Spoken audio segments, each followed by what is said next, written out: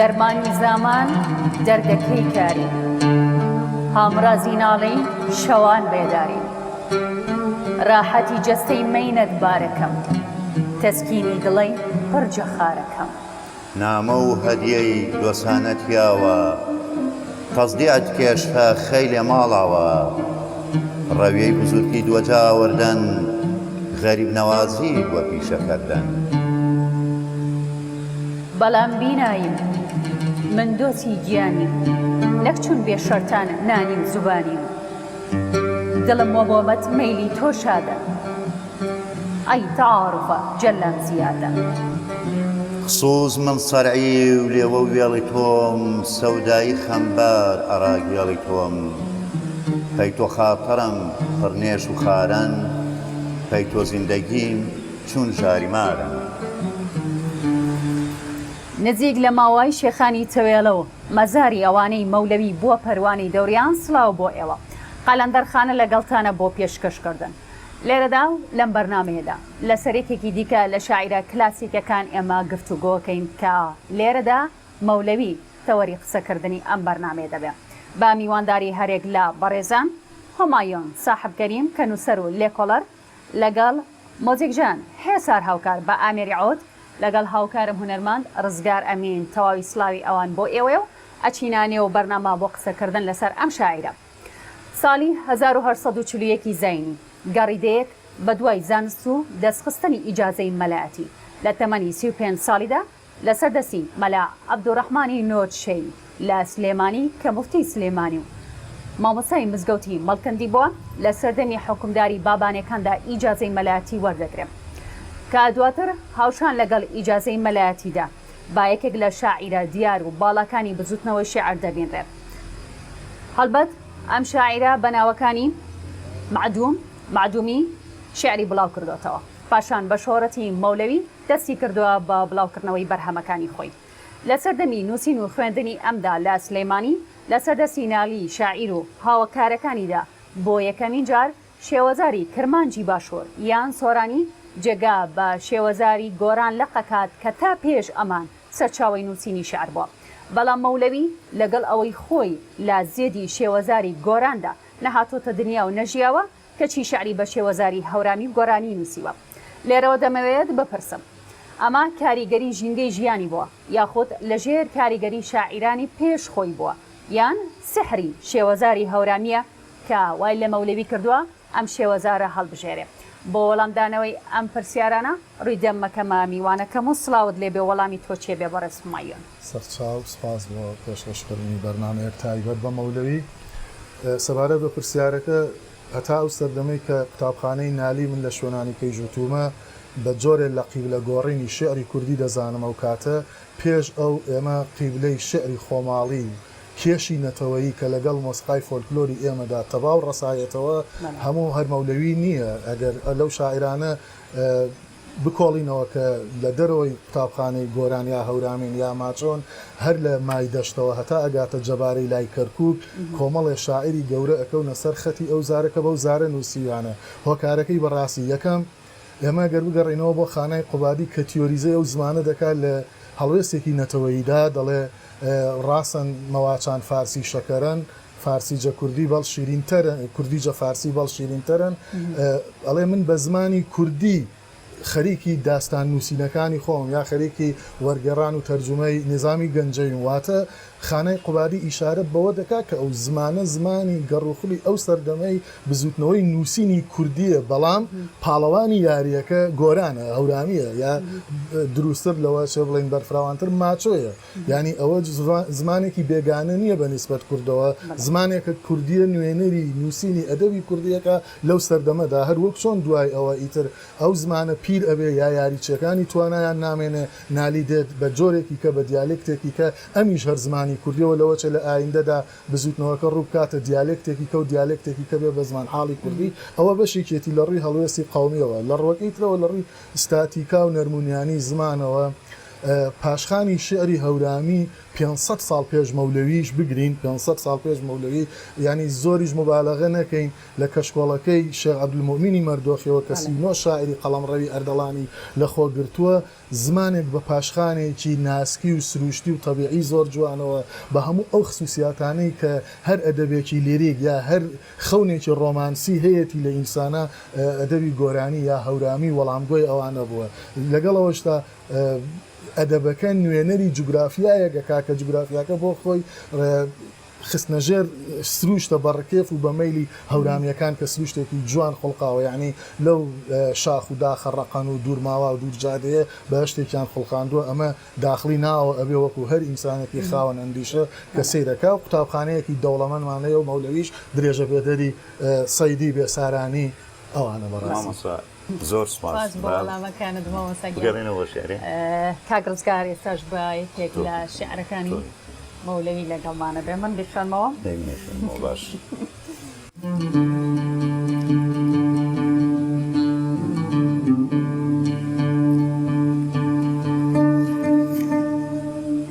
شورای عاشوران دیسان بەزمش بەست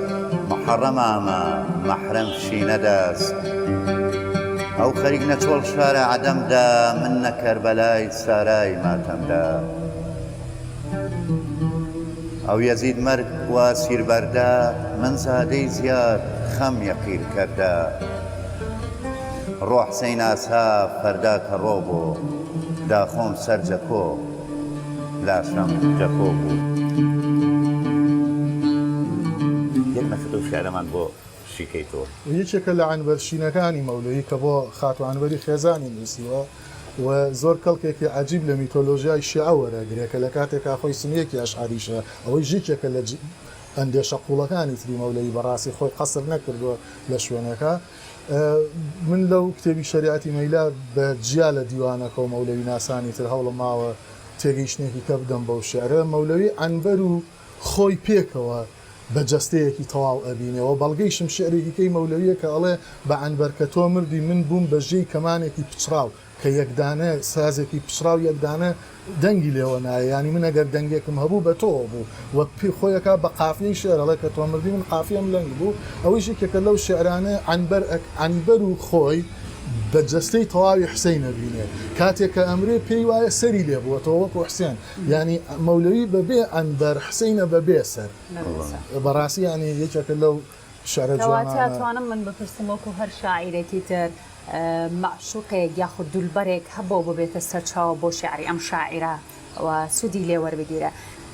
مەولەوی ژۆک و شاعیرەکانی دیکە لەم دیاردەیە بێبەش نەبووە کێ زۆر بە شعرەکانی مەولەویەوە دیارە لە شعرەکان ڕەنگیاوەتەوە بۆتە هۆکارێک بۆ نووسینی شعر لای ئەسڵەن هیچ ئادەمیە لەوە بێبەش نابێت کە بێ معشوقەیەک ناتوانێت پێ بگرێ بەڕاستی نەک قەڵەمیش بگرێت ینی عیشقەکە بێ هەبێ بە بێگومان مەولەوی بۆی سەیتاری هاشمی فەرموویەتی لە کاتێک خانەگا پاوە لە خانەگا فەقێ بووە لەوێ ئەسووتێ بە کچی مامۆساکەیەوە و تەجربەیەکی شکستی هەبێ لە خۆشەویستیدا و دواتر خاتو عنبەری تا سەرێسخان خۆشویستە یعنی باوەڕ ناکەم هیچ داستانێکی ئەڤینداری بگاتە مستەوای ئەو شعرە شینانەی کە مەولەوی بۆ عنبەری ئەنووسێ ینی لە شوێنێکە ئەڵێ بە مردنی تۆ وەکو سۆفیەک دڵنەوەی خۆیاتەوە ئەڵێ ئەجەل لە جوانیەکانی تۆ تۆوی گرتو و ناشکوێتی بۆ یەگەر لە ئایندەیشا مەجنونێکی تر بێتەوە خوا لەو بنەتەوەی تۆ جوانێکی کە ببەخشێتەوە بەو مەجنونە سەیری کە عەشەغەباتە چ خولگەیەکەوە مەولەوی عنبەری خۆشویستەوە 8 پارچە شێعر بەوەی مەولەوی ناسان ئەڵێن و من پێم وایە زیاتریش بێجگە لە مەولەوی بێجگە لە عنبەر بەڕاستی مەولەوی ینی جوانی ناسێکی زۆر سەیرە ئەو شعرانەی کە بۆ شێخی سەراجەدینی ئەنووسێ ئەگەر تۆ لە هینەکانیان نەزانی معشوقەیەکی ڕەگەز جیاواز یەنی تەبەر چاو دوێنایەکەی هیچی کەم نیە لەو شعرانە بۆ عنبەری نووسێ زیاد لە شاعیرەکانی کە کەواتە مەولەوی بە عنبەر خاتون گەیشتووە وەک ئەڵێن هەنێ جار خۆشەویستی کە بوو بە زەواج خۆشەویستی خاتە چارچێوەیەکەوە عنبەر لای مەولەوی ئەسڵەن بۆ خۆی ڕەمزی عەشقەلەوە چێ هەر شتێکی کەیشی بینی بێ لە تەجروبە لاوەکیەکانی تر و لە مەیلەکانی تر ئەو لە عنبەرە ئەیچێنێتەوە تەنانەت جاری وا هەیە خەریکە ئیمان هەردە ئەبێەوە ئیمانیش لە دەزەیە تا خۆی لۆمەی خۆی کاتەوە لە خۆتۆ ئیدعای عیرفانی و عارفیت هەبوو ئەیکوا و عیرفانت چی لێ ها دوای مەرگی ئافرەتێواەکەی دوای لە ڕێی ئەو قەناعەتە سۆفیەتی خۆیەوە وەڵامێکی ئاینی ئەێنێتەوە بۆ مەرگ پێمایە چەند شارێکی بۆ مردنیشی هەشت کە من بڕوام وایە لە هەشتیش زیاترە هیچی لە خاڵان نیە وڵا ڕێکیش بێ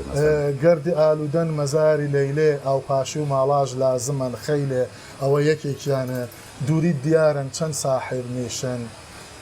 دڵوە هەتیتەی حەسرە تاکێشن ئەوە یەکێکی کەیانە شورای ئاشورا دیسان بەس مش بەست ئەوە یەکێکی کەیانە هەشت دانە شعرن کە بە درێژی شەرحم کردین بەسمان لە ژیانی تایبەتی ئەم شاعیرە کرد ئەمانەوێ قسەم بۆ بکەیت لەسەر لایانی ئابووری و کۆمەڵاتی ئەم شاعیرە پێچوانەی ئەوەی سەرچاوەکان باسییان کردووە کە مەولەوی کەسێکی هەژار و کەم دەست بوو بێ وانە ئەوە مەولەوی ئەو حەسانە عیلمیەی کە هەی بووە لە کاتێکا دۆستی دوو قەڵەمڕەوی گەورەی ئەمارەتی ئەردەڵان و پاشایانی بابان بوو بێ لە هەموو شتێک بێنیاز بۆ تەنانەت لادێ و مەدرسە و باخ و ئەوانیان لەسەر تاپۆ کردووە وەتوانیەتی بەنامەیەک بازرگانەکان لە گرتن و لە چەتە و لە حدودەکان ڕزگارکە ینی نامەی مەولەوی نەت بۆ خۆی گرنگ بووە لە هیچ کەم نەبووە بۆ کەسانی تریش توانیەتی واستەیەکی باش بوو بێ کە ئەوان خەریکی کاری کەسابەتی خۆیان بنەوە نامەکانی شایەتن نامە فارسیەکان کە لە یادی مەردانە بڵاو کراونەوە ئەی ئەو نووسەرانە ئەوە لەکوێن کاڵێن هەژار بوون ینی وەکو سوێن خواردنێکی لێ هاتووە ئەوەی شاعر بێ بێ لات بێ ینی لێ وان زانیوە لێیان ناوەشێتەوە کە بەڵام من وای نابینم بەڕاستی وە پێگەی مەولەیەوە دەسەڵات لە ڕابردوودا جوانتر ڕێزی لە منەوەرەکانی گرتووە هەتا ئەکەوینە سەدەی بیستەوە بەداخەوە کە دەسەڵات نمونەیەکی خراپ لەگەڵ بەرخوردێکی خراپی هەیە لەگەڵ منەوەرەکانە نمونەی ئەحمەد موختار و جەمیل سائی بوو ئەوانە هەیە بەڵام لە ڕابردوو داوانە بۆ نمونەی دەسەڵاتی ڕابردوو دەسەڵاتی مادی و معنەوی دەسەڵاتی معنەوی شێخانی تەریقەتی نەقشبەندی و قادرین هەردووکیان ڕێزیان لە مەولەوی گرتووە دەسەڵاتی مادی ئەمارەتی ئەردەڵان و ئەمارەتی بابانە هەردووکیان ڕێزێکی گەوریان لە مەولەوی گرتووە کەواتە پێچەوانی ئەوەمان دەزەکەوێت کە ئێمە مەولەوی لە نێوان ئەو دووچەم سەرا بە لات ببینین با بگەڕێنەوە بۆ شێعر سازان خانە بجارێت بە شێعر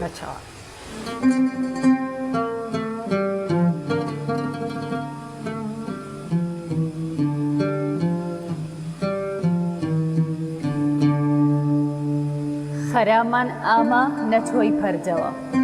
نیقاب جە سەفعەی جەمین کردەوە چێهرەی دڵەیزار خۆی گەرمی پێدا عەکسش هۆیدا من مانا تێدا باوەشێن مەکرد ئەو سەفحەی بێگەرد نازیکیش جەبات احتیات مەکرد نەتۆی ئاینەی جەمین چوون گۆڵ کەم مەکرد نەمنم خۆی ڕوخساری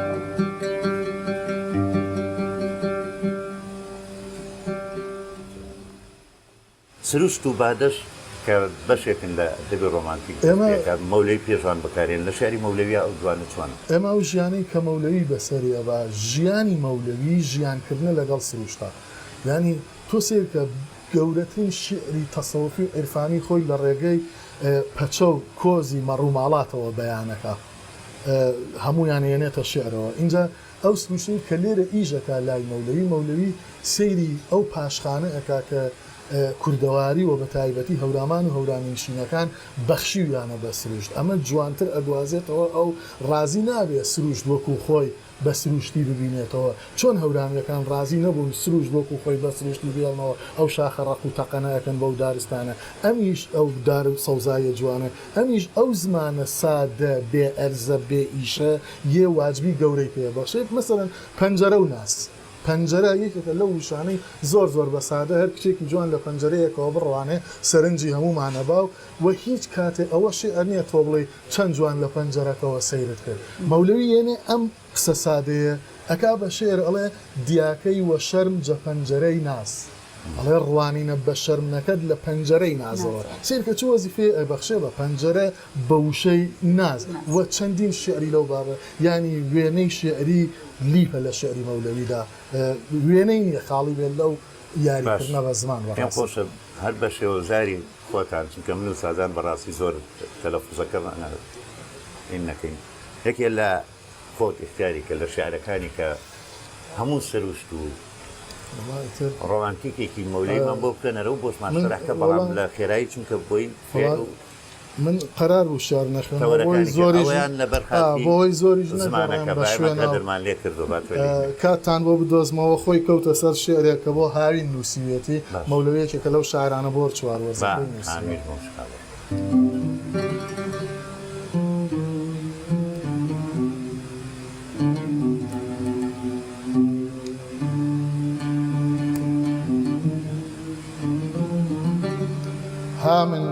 ها من وار گەرمیش جۆش ئاوەر فەزای نەزمی بەز بنەو گوڵاڵان بەرد بوڵوەیانەی جەم نەو گوڵاڵان شەند چەمەن بێنەوای ناڵەی بڵبڵمەند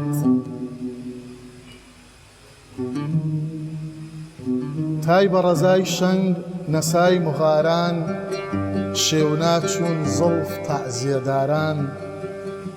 ها کاوان کاوان دڵچوون دڵڕێشان هەردان وەسەردا هەردان پەیوەیشان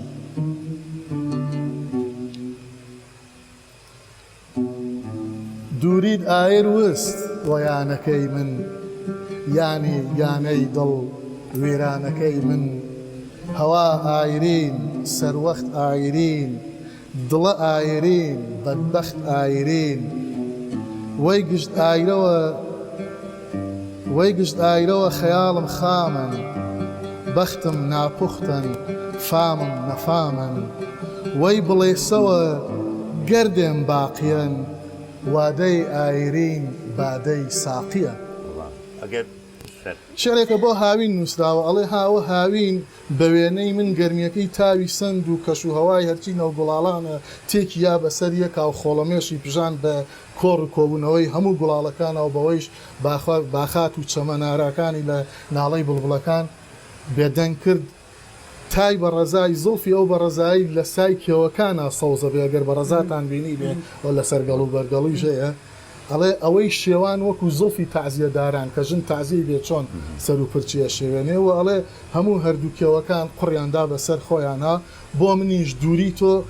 ئاگرێکی خستە ماڵی منەوە ینی ماڵی دڵم ئەڵێ ماڵی دڵەوێرانەکەی من ئیتر هاوینە هەوا ئاگراویە و کاتوسات ئاگراویە و هەموو دنیا ئاگراویە و خەیاڵی منیش ئاگراویە و بەختیشم ناپوختە و ئەبێ بە ئاگر چاکی کەیت و بیخەیتە سەر تا پێبگا ئەڵێ بەم هەموو بڵێسانەوە من گەردێکم ماوەتەوە چاوەڕێی بادەی ئاگرین ئەەکەم ساقی دەست خۆش پێ مامەساگیان پرسیارێکی دیکە بۆ تۆ مامەساگیان ئەویش دیدگای فەلسەفی و ڕۆحی سۆفیزمە کە ئەمیش پانتایەکی گەورەی لە دنیای مەولەویە داگیر کردووە لەمبارەی و بەڕێزیشتان جێدەستان دیارە و کە کتێبتان لەسەر ئەم بابەتە نووسیوە ئەم لایەنە ڕۆحی وەکو تەسەوف کە لە شعرەکانی ئەمە هەیە ئەگەر ئێمە بین شعرەکانی ئەم بەراورد بکەین بە ئەدەبیاتی سۆفیزم یاخۆت ئەوانەی پێشخۆی و هاوسەردەمەکانی تۆ چۆن خوێندنەوەی بۆ ئەەکەیت مەولەوی لە هیچ سۆفیێکی کە ناچێت مەولەوی لە هیچ شاعرێکی کە ناچێت مەولەوی لە هیچ بادەنۆشێکی کە ناچێت و لە هیچ زمانزانێکی تریژ ناچێت بەڕاستی بڕوانە ئێمە ئەوە چەسپیوە لە لامان دەردەدارە میشە بە شەوا ئەناڵێنێ و ئێشی زۆرە ئەوڵێ ڕۆجە شەو فێشتەر زار و زەلیلە تۆ بڕوانە هەر لە سادەترین شتاڵێ من بە ڕۆژا زۆرە ناڵم تا بەشەوە پێچوانەی هەرچی دەردەدارە لە مەسئلەی تەسەوفی لای مەولەوی گەرچی پێشتر شەغەمینی شالادینی نەقشبەندی لە کتێبی تەسەوف چییە و دواتر مامەسالەتی فەڵمەت زۆرێک ئەوانەی کە حەمەکەریم ئەورامی باوەڕیان بە بوونی سۆفی نییە لە ئەدەبی کوردیدا بەڵام مەولەوی خۆی هاوارەکە مەولەوی گەڕیدەیەکە ڕۆحێکی ئادەمیەیە لە زەمنێکەوە هاتوۆتە ئەم زەمنە اختیار لە دەستی خۆی نییە و بەجێ ئێڵێ لەم کەون و کایناتە ئەو گەشتی ڕۆحیەکە من ناومناوە گەشتی عرفانی ڕۆحی بۆی تووشیش نەبم بە مناقەشە و چەند و چوونە سۆرەکانی تەسەوفەوە لەم ڕێدا ئەو پێویستی بە چەکەکان هەیە بۆ ئەوەی لە گۆنەکەیە بۆ ئەوەی بڕکات تا سەر هەوا پێویستی بە بادە هەیە دەخۆ لە کاتێکا بادە خەڵک ئەخات ینی توانای خەڵک ئەخا ئەو پێویستی بە بادە هەیە بگاتە سەر هەوار ئەو بۆ ئەوەی ڕۆحی باڵاکە پێویستی بەساز و سەمتور و نەی و عود و کەمان و مۆسیقا و دەروێش و مۆغەنی و مطرێب و نەی و جام و ساقە و باد و ئەمانە هەیە ئەو بۆ ئەوەی زمانی لە گۆنەکەوە بەڕاستی پێویستی بە فریادڕەسی بادە هەیە لە گەرمترین گڕاکە خۆی ئاگراویە ئەزمموی عیرفانی مەولەوی ئەزمموی عیشقی مەولەوی ئەزمموی شێری مەولەوی ئەزمونێکی تایبەتمەندە بەڕاستی باسی مۆسیقا کرد لە زۆر شاریا باسی مۆسیقا و ئالەتە کۆنەکانی کوردەکە بەکاریانێناوی کۆڕی زکر و تەسەڵ هەیە خوێندنەوە هەیەڵێ ئەمە گەڕێتەوە بۆ ئەسلی کورد زەردەشی خۆسە زەردەشتەکان توی من لەو کتێبەدا تەشخیصی هەموو ئەو ئامێرانە کە مەولەوی نەک هەر بەکاریانێنێ وەزیفەکەیان زۆر ئەجی مەسەن تۆ کاتێەوە عودە لە بەردەمدا بەڵام مەولەوی کاتێ باسی سنتورەکە بڕوان سنتور هەیکەلی سنتورمان لەبەر چاوە ئەڵێ سنتوری سینەم ئەڵێ سنتوری سینەم وەزایەڵەی بەرز مەژەن و نەوای دووری 200 تەرز لەمە بیرمان نەچێت تەرزیش مەقامی کاکەیەکانە لەوێ لە کرماشان ئەڵێ مەقامی دووری بە 1000 جۆرە تەرز ئەژەنێ کاتێ باسی نەی ئەکا خسووسیاتی نەی دەرەخا کاتێ باسی دەڤەکە خسووسیاتی دەف دەرەخا ئەڵلقەکانی دەرەخا نەک بۆی وەکو وێنە وەزیفەی کەیان پێوەشێ مۆسیقایش ڕۆڵی بادەی هەیە لای مەولەوی ماندووی ناکا یارمەتی پێیا بۆ تاوەی سەرهەوار بڕکات ئەدەبی نامەگۆڕینەوە لای عەرەب لای فارس ئەدەبێکی دیارە لە کووردا کەمترە ئەدەبایە بەڵام مەولەوی زۆربەی شعرەکانی لە ڕێگەی نامەوەیە وەڵاممانەوە و وەڵامی نامە ئەمە ئەچێتە چخانێکی هێنان لای مەولەوی ئێمە ئەگەر نامە بە پەخشان وەربگرین و ئەوە ڕازی بینیانی کەسێکی ئەکادمی یا کەسە تیۆریزەی وەزعەکەمان بۆ بکان نامە کامە نامەیە مەولەوی لەو نامانەیشی هەیە هەم بە فارسی و هەم بە جافیژەیەتی نامە بیانوە بۆ یاریکردنەکانی خۆشەویستی و عشق چۆن ئێستا وەسائلەکانی کە لەواچێ بیانی بن و نامە تاموچێژێکی تایبەتی هەیە نامە شعریەکان چونکە مەولەوی وتمان دۆستایەتیەکی زۆر لە ڕادەبەردەری هەبووە لە هەردوو قەڵەم ڕەوەکە دەڵان و بابانە ناکرێ هەموو ئەوانەیش ئەلا مەسەلەن کەسێکی وەکو شازیزی جانەوەرەی لە فەلەگناسیە بێهاوتا بووە مەسەلەن ناکرێت لەگەڵ ئەمان نامەی هەیە لەگەڵ مەلانی زامان نامەی هەیە لەگەڵ ئەحمەدی کۆماسیان نامەی هەیە لەگەڵ پیرانیدا بەڵام بە بڕوای من ئەو نامانەی شعرن بە بڕوای من لەوە چاڵیش بن چونچە چەندین کتێبەیە نامە لای مەولەوی و نامەی شعری مەولەوی نامە شعریەکان شعرن و بیانووی یاریکردنی هەست و غەریزەی مەولەوین لە عیشق و خۆشەویستی چونکە نامە چه کاتێ لەدایک دەبێت کاتێ دووریەتە پێشەوە دیکە دووری هاتە پێشەوە مەوزوعەکە دیسانە بێتەوە بە خەون و خولیا و خەیاڵ بە عیشق و ئەڤین و وەسڵەوە بەڕاستی نامەکانی کەوانەی نامن کە بە نەسر نووسینی یا بە پەخشان نووسینی بەلای منەوە بەڵێ ئازیزانم مەولەوی لوتکەی شعر و دو شاعری گەورە بۆ تا ئێستا شاعیرێکی دی بە دیالەکتی گۆرانی زمانی کوردی لە پلەی ئەو هەڵ نەکەوتووە لە ئەدەبی کوردیدا لێرەدا بەرنامەی قەلەندەرخانە بە کۆتایی هات بەر لەوەی کۆتایی بێنم سپاس بۆ خەت و هێسار هاوکار کە بە ئامێریعود لەگەڵمان بوو و هەروەها سپاسی تەواو بۆ بەڕێز هۆمایۆن ساحەبکەریم کە نووسەر و لێکۆڵەر بوو لەگەڵمان بوو سپاسیشم بۆ هاوکارم بەڕێز ڕزگار ئەمینە بەیەکێکی دیکە لە شعرەکانی مەولەوی کۆتایی بە بەرنامەی قەلەندەرخانە هات خواتان لەگەڵ بێ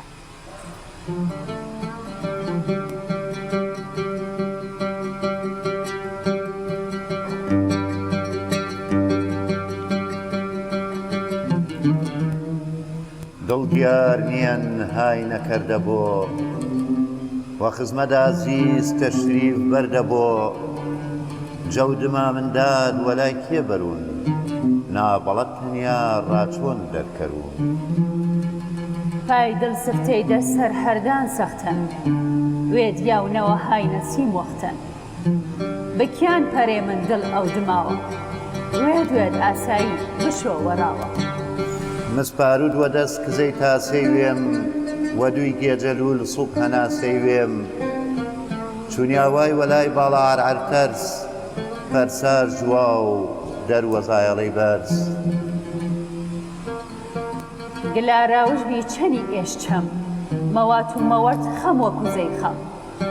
چەمجە ئێش دەرد مەحرومی پاڵات نمە نماوە عەکس خەیاڵ باڵات